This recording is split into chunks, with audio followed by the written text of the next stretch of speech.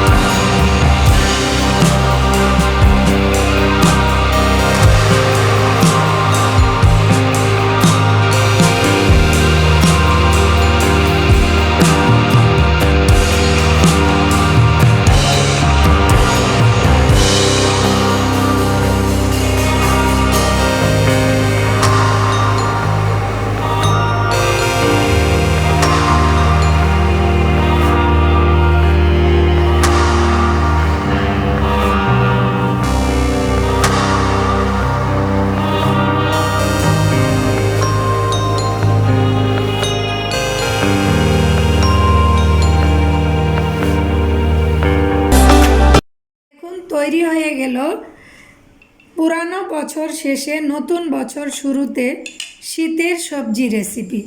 আপনারা চাইলে এভাবে অন্তত একবার রান্না করে খেয়ে ট্রাই করে দেখতে পারেন। দেখুন কি সুন্দর কালার হয়েছে এবং দেখতেও খুব সুন্দর, খেতেও খুব অসাধারণ মজাদার। আর ভালো লাগলে লাইক দিবেন, কমেন্ট করবেন, সাবস্ক্রাইব করতে ভুলবেন না। ইনশাল্লাহ আবার ফিরে আসবো অন্য কোনো রেসিপি নিয়ে। সবাইকে নতুন বছরের শুভেচ্ছা জানিয়ে আমি শেষ করলাম। সবাই ভালো থাকেন, সুস্থ থাকেন।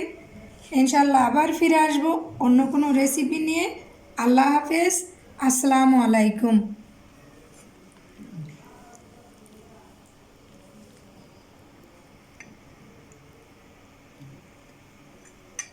আরেকটা কথা বলতে আমি ভুলে গিয়েছি, এই দেখুন আমি সয়াবিন দিয়ে গরুর মাংসর ঝোল রেসিপি রান্না করেছি। আপনারা চাইলে কমেন্ট করবেন, আমি দেখিয়ে দেবো আপনাদেরকে।